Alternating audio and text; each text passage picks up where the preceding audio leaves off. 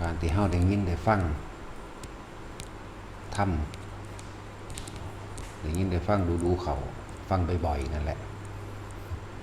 เฮ็ดให้เกิดการคิดการเปรียบการเทียบระหว่างความจริงกับความเชื่อเมื่อมีความจริงความเชื่อเปรียบเทียบกันแล้วย่อมมีบทสรุปในตนเองเมื่อมีบทสรุปในตนเองย่อมมีการตัดสินใจในการกระทำอย่างใดอย่างหนึ่งอย่างเช่นพระรัฐบาลรัฐปาระเพิ่นได้ยินได้ฟังธรรมของพระพุทธเจ้าเป็นลูกเศรษฐีเด้พระรัฐบาลเกิดการเปรียบการเทียบแล้วก็รู้แจ้งเห็นตามความจริงแล้วเกิดศรัทธาเป็นผู้เลิศในทางบวชด้วยศรัทธาเป็นผู้เลิศในทางบวชด้วยศรัทธานั่นแหละอย่างนี้ได้ฟังธรรมแล้วพระพุทธเจ้าแสดงธรรมให้กับประชาชนชาวเมืองตลอดเจ้าฟ้ามหาสัตว์บางคนกับบรรลุธรรมขอนั้นขอนี้ไปเรื่อยคนก็หนีเบิดเหลือพระรัฐบาลผู้เดียวยองเข้าไปอยู่ใกล้พระพุทธเจ้าไปขอบวชกับพระพุทธเจ้าพระพุทธเจ้าบอกว่าให้เธอไปขออนุญาตจากมารดาและบิดาของเธอก่อนบัดนี้บุตรเศรษฐีอันนี้มีลูกผู้เดียวไปมีลูกชายผู้บ่ยอมให้บวชตัดสินใจถ้าบ่บวชถ้าบ่ให้บวชคือขอตายดีกว่าอดเข่าเป็นเดือนเหมือนเด้แบบว่ากินยังเลยถ้าว่าได้บวชนั่นแหละพ่อกับแม่ก็เป็นห่วงเอามูเอาพวกมาคอยเป้าหูเพื่อไว้บวชครับก้มเกาเพื่อให้เลิกในการบวชเพื่อยุดการบวชเอาผู้ใดมากก็แค่นั้นแหละแต่ใครแน่มีมูผู้หนึ่งบอกว่าถ้าเพิ่นสิบวชก็ให้บวชรถไปหยังหน่อยเพิ่นก็บ่ตายเขายังได้เห็นเพิ่นอยู่ถ้าเกิดว่าเพิ่นเบื่อนายในการบวชแล้วเพิ่นสิสึกออกมาดอกที่นี่พ่อกับแม่ก็จนใจบวชก็บวชก็เลยมาบอกลูกถ้าลูกต้องการบวชก็บวชซะจึงลุกขึ้นอาบน้ำอาบในแต่งตัวอย่างดีแล้วกินข้าวอิ่มแล้วจึงออกไปหาพระพุทธเจ้าพุทธเจ้าก็ให้อุปชาบวชให้นั่นแหละหลังจากบวชมาแล้วก็บ่นานเพิ่นก็บรรลุอรหันต์เมื่อเพิ่นบรรลุอรหันต์แล้วเพิ่นก็ยังระลึกนึกถึงคุณของมารดาบิดาของเพิ่นเองอยู่มื้อนึงก็เลยไปบิณฑบาตในบ้านตัวเองนั่นแหละก็เลยเห็นคนใส่กำลังสิเอาอาหารบูดมาทิ่มเอาอาหารบูดมาทิ่มมันก็เลยถามว่าน้องหญิงเธอกำลังจะทำอะไรบอกว่าจะเอาอาหารไปทิ้งเจ้าข้าจงทิ้งลงที่บาตรแห่งอาตมาเถิดนั่นเขาก็ไปเคลียร์ลงบาตรอาหารบูดขนมบูดหลังจากนั้นเพิ่นก็ไปนั่งสันในที่สมควรของเพิ่นเองพวกนั่งถาคนใส่ก็จำได้นี่เจ้านายรัฐบาลของเฮาตัวนี้ก็ฝากไปบอกพ่อแม่ก็มันนิมนต์เอามาเอิ้นเอาลูกไปกินข้าวอยู่ในบ้านอยู่ในเฮือนเจ้าของเองถือความบ่เข้าใจยังว่า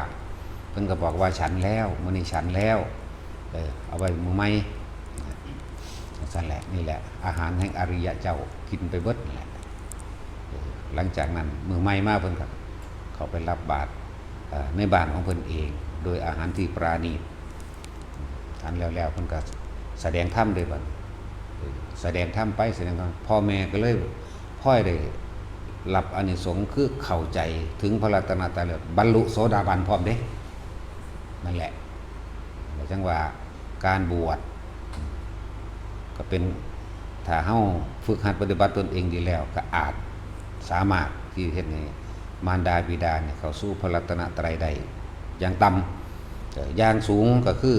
บรรลุมรรคผลขั้นใดขั้นหนึ่งก็เป็นอันว่าสดใสหายกันว่าเขาเจ้าจังนิยมการบวชมาที่ว่าบวชเป็นเรื่องทดแทนบุญคุณพ่อแม่มันก็ถูกอยู่ทางบ่แม่นทางเบิดถ้าสิทางเบิดได้พ่อแม่ต้องปรับใจเข้าสู่ศรัทธาโดยตนเองแล้วก็บรรลุธรรมโดยการลูกนั่นแหละชักจูงชักนำไปเขาเจ้าเล่นนิยมมากตะกี้นี่ก็เป็นเรื่องนึงสำหรับผู้บวชโดยศรัทธาแล้วก็สามารถให้เฮ็ดให้พ่อแม่เกิดความศรัทธาได้ ลูกเศรษฐีเนาะมีลูกชายผู้เดียวก็หวังไว้แค่นั้นแหละว่าจะให้ลูกได้เมียได้ลูกสืบสักดิ์สืบไปทรัพย์สมบัติไปซื่อๆแต่เพิ่นกับมองเห็นเล่งเห็นขออัดขอถ้ำที่เพิ่นฟังจากพระพุทธเจ้าความเกิดย่อมมีความชราลากไปความเกิดย่อมมีความเจ็บไข้ได้ป่วยลากไปความเกิดย่อมไม่พ้นที่สุดแห่งความตายทรัพย์สมบัติทั้งหลายที่มีอยู่มากมายเพียงใดก็ช่างไม่อาจสามารถนำไปในปรโลกนี้ได้ทำ4ขอที่พระพุทธเจ้าแสดงเพิ่นก็แสดงต่อจากคำของพระพุทธเจ้านี่แหละโลกนี้หาความจีรังยั่งยืนไม่ได้โลกนี้มีความผันแปรอยู่เสมอสุดท้ายแล้วบ่มีสิ่งใดที่สิคงทนและถาวรโลกนี้เป็นของว่างเปล่านั่นแหละพ่อแม่ก็เลยบรรลุโสดาบันนำเรียกว่าการบวชมันก็เป็นการทดแทนบุญคุณพ่อแม่น้ำใดอยู่หรือการบวชที่ว่าเป็นห่วงพ่อแม่ปู่ย่าตายายผู้เลี้ยงมาการบวชอันนี้ก็สามารถเลี้ยงพ่อเลี้ยงแม่ได้พุทธเจ้าอนุญาตเต็มที่อีกตั้งหากจากบ่ล่ะบ่แม่นว่าบวชเลี้ยงพ่อเลี้ยงแม่บ่ได้ยกเอามารดาและบิดาขึ้นไว้เป็นที่หนึ่งหลายคนห่วงพ่อห่วงแม่กันเอามาอยู่นำหรือเป็นหยังยากหยังพุทธเจ้าหังอนุญาตบิณฑบาตได้ก่อนหมู่นี่ให้พ่อให้แม่ก่อนเลือกสิ่งที่ดีสิ่งที่ปราณีตประเสริฐให้พ่อให้แม่กินก่อนนะมันก็เป็นธรรมะในตัวอยู่แล้วเป็นการเสียสละความเห็นแก่ตัวอีกอย่างหนึ่งเป็นการกตัญญูอย่างหนึ่งนั่นแล้วที่ว่ายังในแต่ชีวิตก็ยังให้ได้นี่คุณบอกมันเป็นธรรมดาบอกและจังว่าการบวชเป็นการชดเชยบุญคุณพ่อแม่บอกเป็นยังสิบ่เป็น ยังน้อยๆพ่อแม่ก็ดีใจว่าลูกผู้ได้บวชนี่คือหน่อยสุดๆนั่นแหละแล้วก็อีกเรื่องหนึ่งก็คือ ความอิจฉาริษยาที่เคยมีมาในอดีตชาติการก่อนของพระนางโลหินีพระนางโลหินีเป็นน้องสาวของพระอนุรุทธะตามปกติแล้วพระอนุรุทธะมีน้องสาวคนหนึ่งสิเป็นคนที่มีความคุ้นเคยสนิทสนมกันปกติโดยตอนที่เพิ่นบ่ทันได้ป่วยนั่งโลหินีบ่ทันได้ป่วยนี่ว่าตั้งแต่พระอนุรุทธะกลับมาบ้านมาเมืองเขาหารถเขาหาคุยนั่นคุยนี่จอกๆแจ๊กๆไปเรื่อยตามภาษาพี่น้องนั่นแหละแต่ว่านี่อกุศลมันให้ผลนางโลหินีเกิดป่วยเป็นโรคเริมก็เป็นภาษาบ้านเฮาเป็นโรคเรื้อนอกุศลมันให้ผลแล้ว ปกติแล้วเราเป็นคนงามเป็นผู้งามมีผิวพรรณดีแต่ว่าอากุศลให้ผลเพราะความประมาทเลินเล่ออยู่อันหนึ่งบ่ภาวนานั่นเองอกุศลเลยให้ผลใดในขณะนั้นเลยเกิดกลายเป็นคนที่เกาไปตามแข้งตามขาตามเนื้อตามตัวเกิดเปื่อยไปตามตนตามตัวขั้นเป็นหนองน้ำหนองไหลแล้วก็ขั้นเป็นพื้นเป็นยังคือขี้เหี้ยนนี่แหละภาษาโบราณเรียกว่าโรคเริมก็ว่าขี้เหี้ยนก็ว่าแรงสั้นมีการครั้งหนึ่งที่พระอนุรุทธะเพิ่นกลับมาในเมืองกบิลพัสนั่นแหละ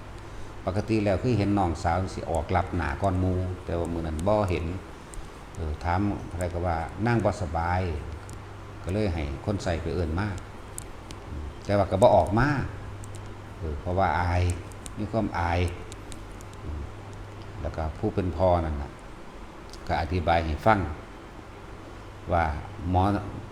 ที่เก่งกาจสามารถมาทั้งใดก็ช่างเพราะอาจสามารถที่รักษาหายได้เลยแม้ขนาดว่าหมอชีวกนั่นก็บ่อาจสามารถรักษาหายได้นี่คือโรคกรรมมันรักษาบ่ได้ต้องอาศัยกรรมแก้กรรมที่เป็นอกุศลกรรมต้องเอากุศลกรรมแก้พระอนุรุทธะเพิ่นก็เป็นผู้เลิศทั้งทิพจักขุอยู่แล้วเพิ่นก็เล่งเบิ่งเพิ่นก็รู้แล้วอ๋อแบบนี้นี่เองหมายถึงว่านางคนนี้ในสมัยศาสตร์การก่อนนั้น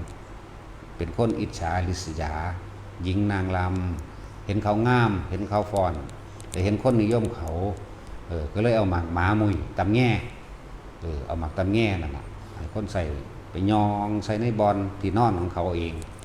เขาก็เกิดขั้นไข้เกามีเลือดออกนั่นแหละตัวเองก็สะใจดีใจตบมือแป๊กๆว่าเห็นเขาเสียโฉมเสียรูปร่างได้สั้น นี่แหละไม่ว่ากรรมตัวนี้มันมาให้ผลพระนุรุทธะก็เลยบอกว่าเธอมีเครื่องประดับประดามากไม่เพียงใดขนออกมาขายแล้วก็มูนิมนต์มูภิกษุสงฆ์ทั้งหลายมาเลี้ยงตลอดระยะเวลา1 เดือนเป็นเดือนพุ่นเด้ต้องอังคาดหรือว่าเข้าไปถวายอาหารแด่หมู่ภิกษุสงฆ์ทั้งหลายเฮ็ดอยู่สั่งสรรค์เป็นเดือนต้องอดต้องทนเอาเด้แนวมื้อนี้บ่แม่นแก้กรรมหรือว่านี่เดี๋ยวนี้เข้าเด้คือพวกเขามาฝึกหัดแต่ว่าป่วยจากเศร้าเดือนนี้จากให้เพิ่นเป่าเพียงบาทเดียวเศร้าจากให้เพิ่นเป็นจังซี่บ่แม่นเด้อค่อยๆเฮ็ดไปตัวเองสร้างมามากแล้วจังบอกว่าแต่ละคน โลกกรรมเป็นของแก่ยากถ้าแก้ถูกก็ง่ายในมือสุดท้ายในเต็มเดือนนั้นเลยพระอนุรุตนะก็เลยบอกนิมนต์มาว่าได้โปรดสงเคราะห์อนุเคราะห์แก่น้องหญิงของผู้ขาด้วยเถิดพระเจ้าก็เล่งเบิ่งแล้วก็มาพระพุทธเจ้าก็เลยมารับนะแล้วก็เลยเทศนาธรรมอันนี้แหละให้ฟังเทศนาธรรมนี่แล้ว ก็คือว่านี่แหละคำบอกพุทธเจ้าเป็นคำบอกที่เป็นจริงมารับอาหารเป็นผาดเพิ่นก็เทศนาธรรมเรานั่งโลหินีกับบรรลุพระโสดาบันขอโรคในกายของนางจงหายเถิดก็หายในมือนั้นขณะนั้นตามสุดปากผิวพรรณก็เป็นดุจดังทองคำขึ้นมาคือเก่าลักษณะนั้นคือว่าคำว่ากรรมอกุศลกรรมถ้ากุศลของพวกเข้าหนึ่งมันขาดหายไปแล้วระวังอกุศลมันจะให้ผลในตอนนั้นนี่แหละเพิ่นจังเน้นย้ำพวกเข้าในว่าสัพพะปาปัสสะอัคคลนังกุศลสูปสัมปทานี่คือว่าจงทำจิตให้เขารอบปลอดจากการคิดถึงสิ่งที่ทำให้กังวลเร่าร้อนเถิดเรียกว่าอกุศลจงคิดถึงแต่สิ่งที่ทำให้ตัวเองนั้นสงบเย็นใจคิดอยากให้ทานคิดอยากช่วยเหลือคนคิดอยากสวดมนต์คิดอยากมาวัดคิดอยากภาวนา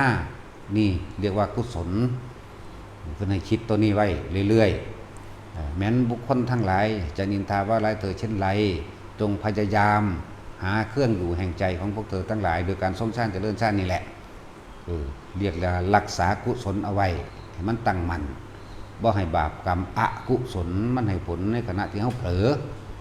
เปรียบดูดังว่าคือนั่งโลหินีเราก็มีช่วงเผลอไปอยู่เด้เพราะว่าเรางามผู้ใดน้องผู้นี้ย่องก็แต่งโตท่าปากไปก็เก่าอีกนั่นแหละอกุศลเลยเขาครอบงำมันก็เลยเกิดผลแห่งกรรมตัวนั้นให้เลยเกิดกลายเป็นโรคขี้เหื่อนโรคเลิมโรคเรื้อนก็ว่าไปนี่แหละพุทธเจ้าก็เลยเน้นตัวนี้ให้ทุกคนทรงร่มมันเป็นกุศลรักษาสิ่งที่เป็นกุศลสร้างประโยชน์ต่อโลกสร้างประโยชน์ทั้งมนุษย์และอมนุษย์ทั้งหลายคือเฮาอยากฟังธรรมอยากปฏิบัติธรรมอยากสวดมนต์บทนั้นบทนี้ได้อยากให้ทานอยากช่วยเหลือคนนั้นคนนี้หรือว่างจิตไปในทางเห็นผู้อื่นตกทุกข์ได้ยากเกิดความสลดใจสังเวชเกิดความเมตตาเหมือนดูว่าโอ้แต่กูเป็นแนวนี้เนาะนะก็เกิดความเมตตาสงสารซึ่งกันและกันคิดไปในทางช่วยเหลือคิดไปในทางมุทิตาบ่อิจฉาริษยายินดีรวมกันคิดเป็นทางเห็นโลกเป็นของว่างเห็นโลกเป็นอนิจจังเป็นทุกข์เห็นโลกบ่ควรถือเอาเห็นโลกเป็นของหน้าเบื่อหน่าย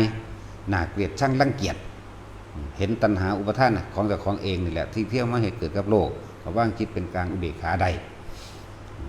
และที่พระพุทธเจ้าเป็นโอวาทปาติโมกข์เนี่ยเป็นเน้นย้ำให้พวกเฮาคิดถึงเฉพาะที่มันเป็นกุศลคำว่ากุศลก็คือคิดแล้วบ่เดือดร้อนในขณะที่คิดก่อนคิดหลังคิดหรือในขณะที่คิดบ่เดือดร้อนบ่เล่าร้อนบ่กังวลสิ่งที่เฮาคิดแล้วกระทำแล้วบ่เดือดร้อนหวั่นไหวคิดอยากมาทำบุญทำทานบางหันบางนี้คิดอยากสวดมนต์คิดอยากได้หนังสือธรรมะไปท่องหรือเอาไปแปลคำแปลนั่นนี่เด้คิดอยากฟังธรรมองค์นั้นองค์นี้คิดอยากเข้าวัดปฏิบัติธรรมคิดอยากให้ทานคิดอยากรักษาศีลเนี่ยเรียกว่ากุศลคิดแล้วทั้งหลายแล้วนี่สบายใจแต่ว่าทุกคนนำไปพิจารณาเอาเองบุญกับบาปมันสิคนละกระเป๋ากันมันคือคนละฟังบ่แม่นจะเอาบุญไปล้างบาปได้นั่นแหละฉะนั้นเพิ่นนึกว่าทำบุญนี้บาป บาปก็ยุ่งเหมือนเดิม50กับ50เหมือนกันนี่อันนี้บาปอันนี้บุญแต่เฮาทำบุญมากขึ้นมากขึ้นมากขึ้นบาปอกุศลก็นำบ่ทันเองหลายขึ้นหลายขึ้นเกิดกลายเป็นละบุญไปเลยบัดนี้บ่ปรารถนาอีกแล้วนั่นแหละละบุญไปเลยเดี๋ยวมันสิมาอโหสิกรรมซึ่งกันและกันกับสิ่งที่เฮากระทำไว้บุญที่เฮาทำไว้หลายๆเฮาบ่เอาอีกแล้วมันก็สิมากระจายส่งคืนแก่สิ่งที่เฮาเคยทำผิดพลาดไว้นั่นเองนั่นแหละทำดีโดยบ่เอาดีเรียกว่าละบุญกว่าจึงว่า เฮ็ดไปเถอะเวลามันเต็มมันพอแล้วมันจางค่ายเอาเองหรอกนะเอาพอละ